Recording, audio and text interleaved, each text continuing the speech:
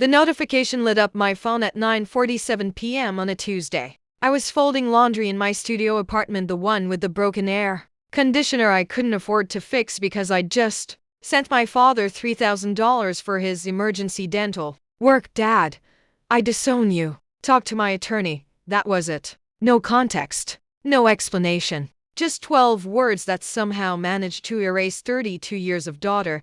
I stood there holding one of my work blouses, the fabric still warm from the dryer, and I felt nothing. Not the crushing devastation you'd expect. Not even surprise, really. Just this hollow confirmation of something I'd always suspected but never wanted to admit.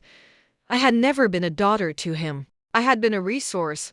I typed back one word. Okay. Then I sat down on my secondhand couch and started laughing. Not the hysterical kind, the kind that comes when you finally understand the punchline to a joke that's been going on for decades. Let me back up. My name is Bonnie Clark, and I'm 32 years old. I work as a medical billing specialist at a hospital in Austin, Texas. It's not glamorous, but it pays decent $58,000 a year before taxes. I drive a 2014 Honda Civic with 140,000 miles on it. I've never been married. I don't have kids. I live alone in a 600 square foot apartment with beige carpet and a view of the parking lot. On paper, my life looks ordinary, forgettable even. But here's what the paper doesn't show. For the past 11 years, I have been my family's personal ATM machine. It started small. I was 21, just graduated from community college with an associate's degree in health administration. I'd landed my first real job, and I was so proud. My dad called me 3 weeks after I got my first paycheck. Bonnie girl, he said, using the nickname he only brought out when he wanted something. Your mom and I are in a tight spot this month. Think you could spot us $500? Just until Dad's commission check comes through. My father, Richard Clark, was a car salesman, or he had been, on and off, for most of my childhood. The commission checks were always coming through. They just never quite materialized the way he promised. I sent the money through Venmo that same day. I felt useful, important, like I was finally contributing to the family that raised me. He never paid me back. A month later, it was my younger sister, Paige. She was 19, still living at home, supposedly saving up for nursing school. Bonnie, I need $600, she texted. My car needs new brakes and Dad won't help me. He says I should ask you since you have a real job now. I sent it. Then it was my mom, Linda, needing money for her prescription medications. Then Dad again, needing help with the mortgage. Then Paige needing money for textbooks. Then Mom needing money for groceries. Then Dad needing money to fix the roof. Then Paige needing money for a deposit on an apartment she never actually moved into. It never stopped. By the time I was 25, I had given my family over $40,000. I kept meticulous records in a spreadsheet I titled Family Loans because I still believed stupidly, desperately that one day they would pay me back. I lived like a monk. I bought my clothes at thrift stores. I meal prepped chicken and rice every Sunday for the entire week. I never went on vacation. I turned down invitations to dinners and concerts because I couldn't afford them. My friends stopped inviting me places. I stopped having friends. Meanwhile, my father bought a boat. An actual boat. A 22-foot Sea Ray he named Second Wind. He posted pictures of it on Facebook with captions like living the dream and never too old to make a splash. I saw those posts while I was eating canned soup for dinner for the third night in a row. When I called him to ask about the boat carefully, gently, because I'd learned never to sound accusatory, he got defensive. Bonnie, I work hard. I deserve to enjoy my life. Besides, I got a great deal on it. Practically stole it. It's an investment. But Dad, you still owe me, owe you. His voice turned cold. I don't owe you anything. We raised you. We fed you. We put a roof over your head for 18 years. You think that was free? I never brought it up again. The requests kept coming. When I turned 30, I sat down and recalculated everything. With interest, just a modest 3% interest rate, less than any credit card, they owed me $73,426. I cried when I saw that number, not because of the money itself, but because of what it represented. All those years of sacrifice. All those nights I'd skipped meals or worked overtime. All those dreams I'd deferred because my family needed me, and they'd never once said thank you. But I kept sending money because they were my family, because I was taught that family comes first, because my mother would call me crying, telling me how stressed my father was, how hard things were, how much they needed me. Because Paige would send me photos of her kids, my nephews, Tyler and Mason, and say things like, "I don't know how I'll feed them this month without your help."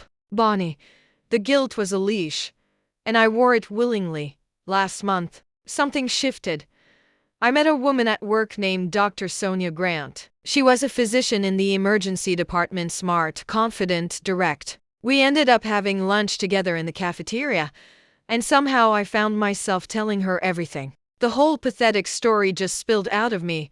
She listened without interrupting. When I finished, she set down her sandwich and looked me dead in the eye. "Bonnie, do you know what financial abuse is?" I blinked. That's when someone controls your money, right? Like takes your paycheck or won't let you have a bank account. That's one form, she said. But it's also when people manipulate you into giving them money through guilt, obligation, or false emergencies. When they create a pattern of dependency that serves them at your expense. When they train you to believe you're responsible for their financial stability.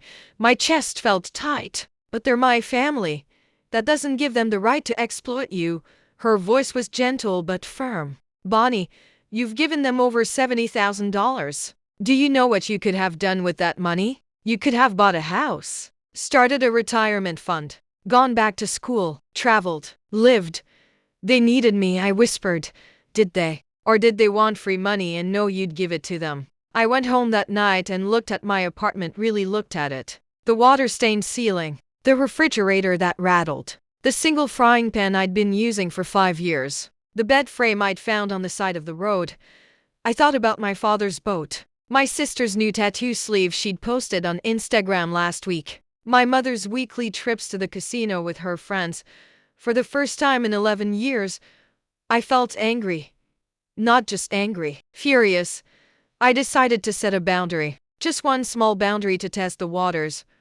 3 weeks ago, my father called asking for $3,000 for dental work. He needed crowns, he said. The pain was unbearable. His insurance wouldn't cover it. I was scared to say no. My hands actually shook as I opened my mouth. "Dad, I can't help this time. I'm behind on my own bills." The silence on the other end was arctic. "You're behind on your bills?" His voice dripped with disdain. "What bills? You live in a showbox. You don't have kids. You don't have a car payment. What the hell are you spending money on?" I need to take care of myself right now."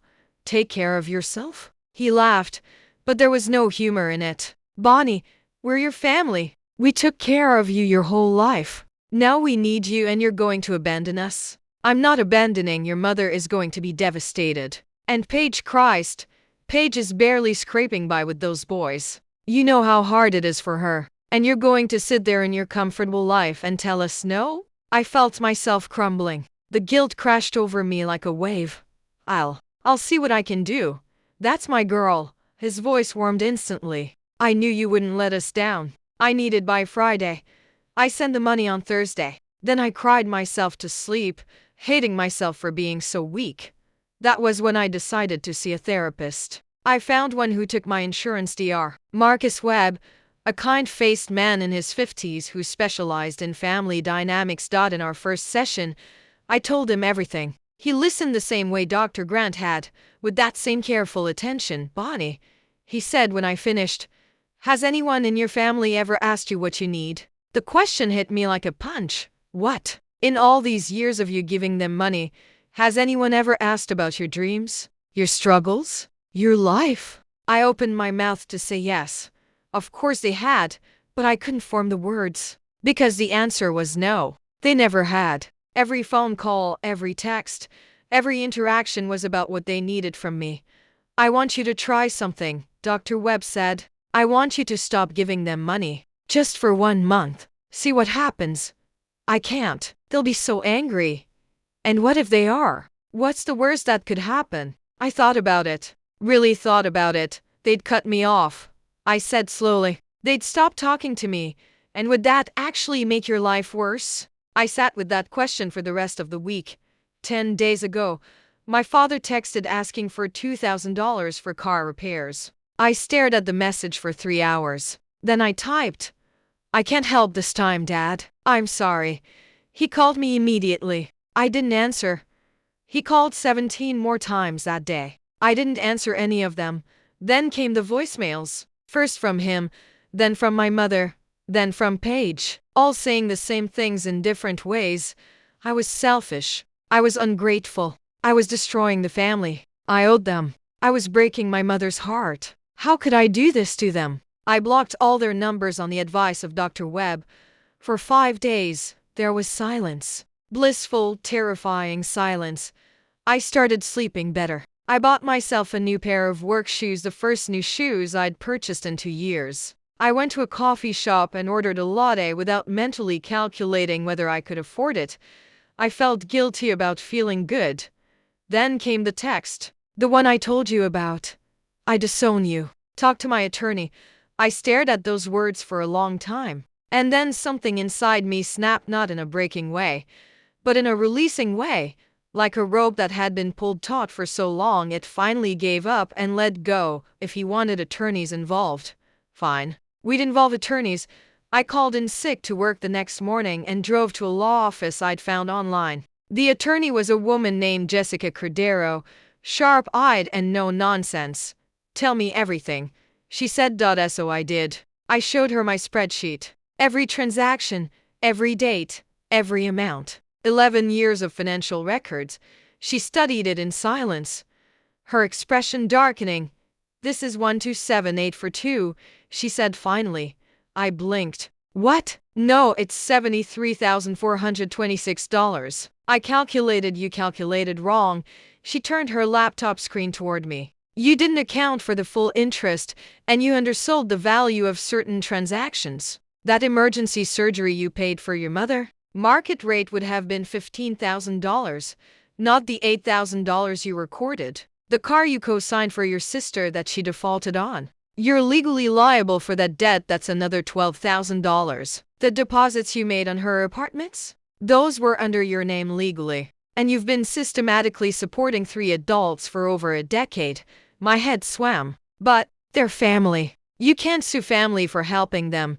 You can if there was a documented pattern of financial requests with implicit or explicit promises of repayment. Do you have any texts or emails where they acknowledged these were loans?" I pulled out my phone and showed her. Messages from my father. "I'll pay you back next month, promise." From my mother.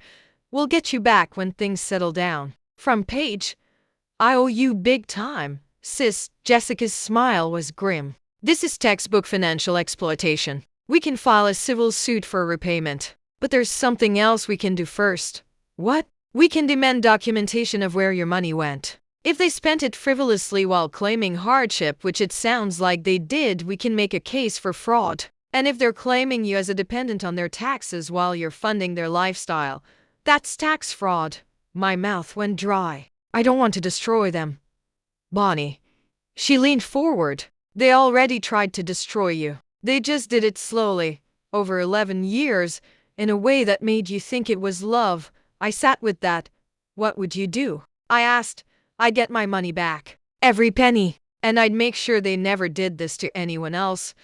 I left her office with paperwork to sign and a court date circled in red.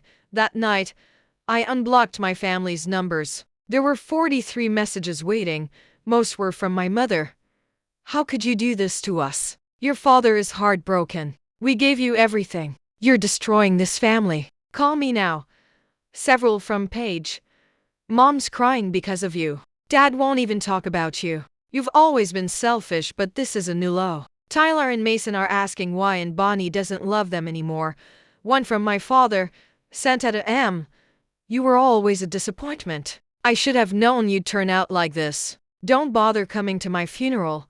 I read them all, and I felt nothing but a strange, cold clarity. I typed out a group message to all 3 of them.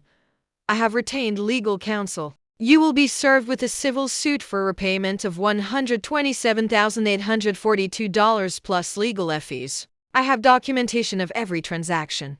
My attorney has also flagged several potential instances of tax fraud and will be reporting them to the IRS. You have 30 days to settle this matter outside of court. If you contact me outside of legal channels, I will pursue a restraining order. This is not a negotiation. I hit send. Then I blocked them again. Part 2. The Reckoning. Lawsuit hit them 3 weeks later. I know because my phone, which I'd unblocked one final time to monitor the situation, exploded with messages. Not from my parents this time. From extended family members I hadn't heard from in years. My Aunt Carol. Bonnie. What is going on? Your mother called me sobbing. This can't be real. My cousin Derek. Dude, are you seriously suing your own parents? That's messed up. My grandmother's neighbor somehow. Your grandmother would be so ashamed of you. I didn't respond to any of them. Jessica had advised me to maintain complete radio silence except through legal channels. They're going to try to make you the villain. She'd warned me. That's what manipulative people do when they lose control. They rewrite the narrative so they're the victims. She was right. Within days, my mother had posted on Facebook, a platform I'd stopped using years ago but still had an account on. A friend from work showed me the post. It was a long, rambling essay about how she and my father had sacrificed everything to raise me, how they'd always been there when I needed them, and how I was now repaying their love with greed and cruelty. She didn't mention the lawsuit directly, but she didn't need to. The comments section filled with sympathy and outrage. Some children just don't appreciate what they have. Money changes people. This generation is so entitled.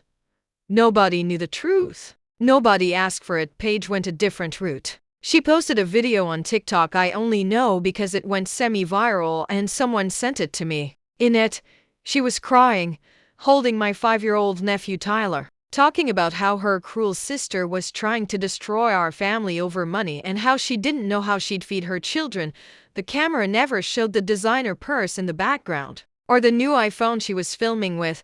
The video got 200,000 views and thousands of supportive comments. Several people even sent her money through Venmo. I watched it once, then deleted the link. Dr. Webb helped me process it all in our sessions. This is the extinction burst, he explained. When you set a boundary with people who have been exploiting you, they don't just accept it quietly. They escalate. They try every manipulation tactic they know to regain control. They recruit others to pressure you. They make you the villain because it's easier than examining their own behavior. It hurts, I admitted. Seeing people I've known my whole life think I'm this terrible person. Of course it hurts. But here's what I want you to ask yourself. Do those people know the truth? Have they asked for your side of the story? They hadn't. Not one person had reached out to ask what really happened. The people who matter will eventually see through it, Dr. Webb said.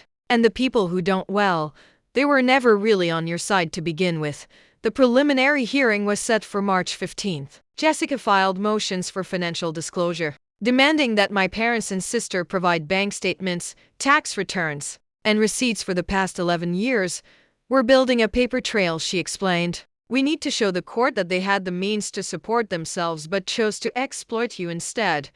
3 days before the hearing, I got a call from an unknown number. Against my better judgment, I answered. Bonnie? It was my mother. Her voice was small, fragile, the voice she used when she wanted sympathy. Mom, you're not supposed to contact me directly. Please, just listen, just for a minute. She was crying. Your father is a mess. He's not sleeping. He's not eating. This is killing him, Bonnie. This is killing us both.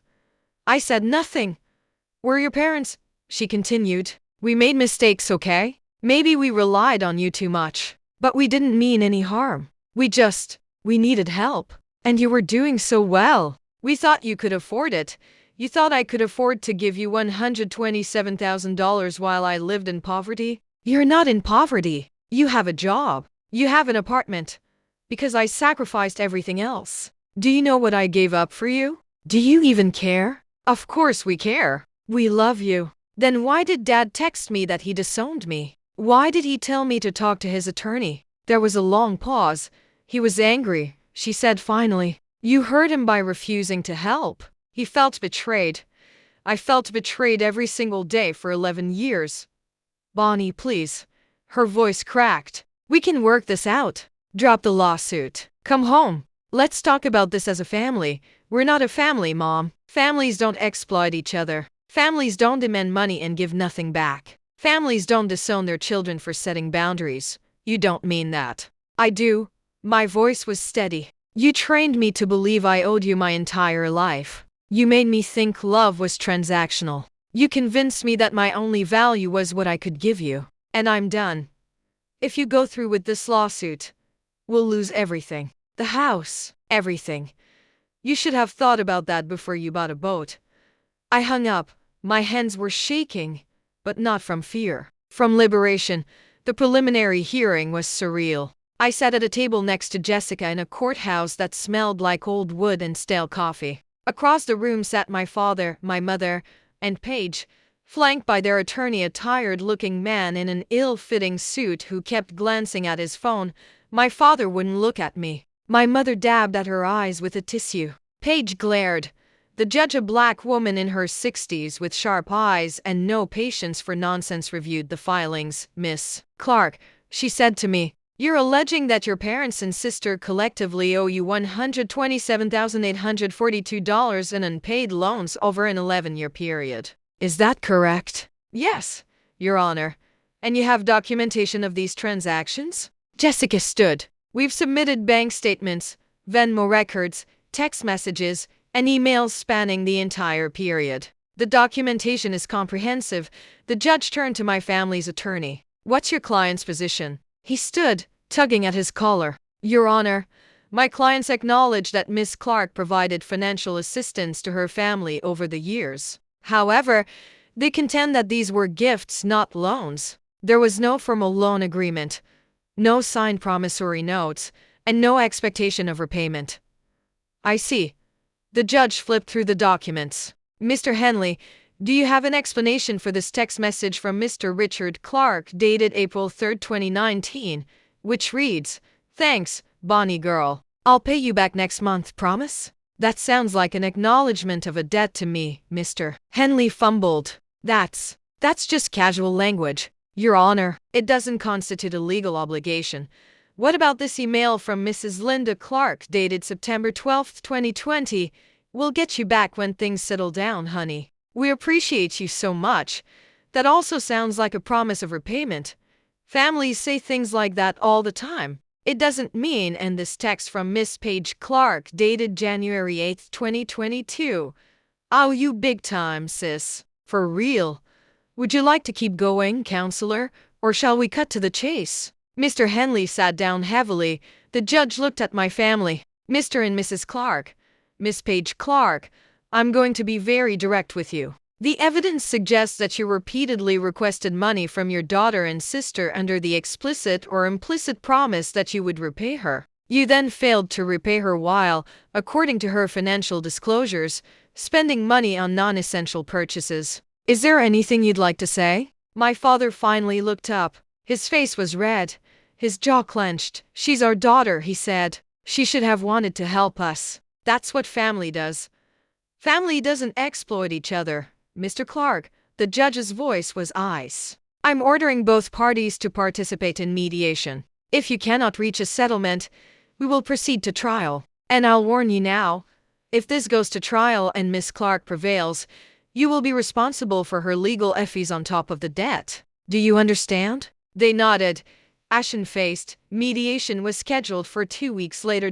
In the interim, something unexpected happened. Dr. Sonia Grant, my friend from work, reached out.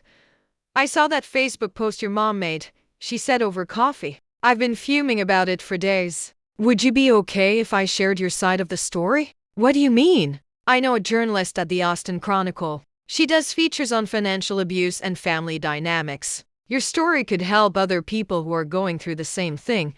I hesitated. Part of me wanted to stay silent, to handle this privately. But another part of me, the part that had been silenced for 11 years, wanted the truth out there. Okay, I said. Let's do it. The article came out a week before mediation. It was titled "The Daughter Who Paid: One Woman's Fight Against Family Financial Abuse." The journalist, Rachel Kim, had interviewed me for hours. She'd also gotten statements from Dr. Webb with my permission, reviewed the legal documents, and even tracked down financial experts who confirmed that what my family did to me fit the definition of financial exploitation. The article went viral.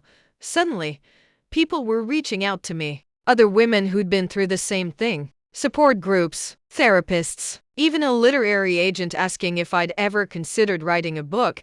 The narrative flipped overnight. The people who'd been calling me selfish and cruel in my mother's Facebook comments suddenly had context. Some apologized. Others just went quiet. My Aunt Carol called me crying. "Bonnie, I had no idea. I'm so sorry. If I'd known." "It's okay," I said. And I meant it. Mediation day arrived. We sat in a conference room with a mediator, a calm, professional woman named Diana Chan. She laid out the facts, the numbers, the evidence. "The question before us today is simple," she said. "Can you reach an agreement?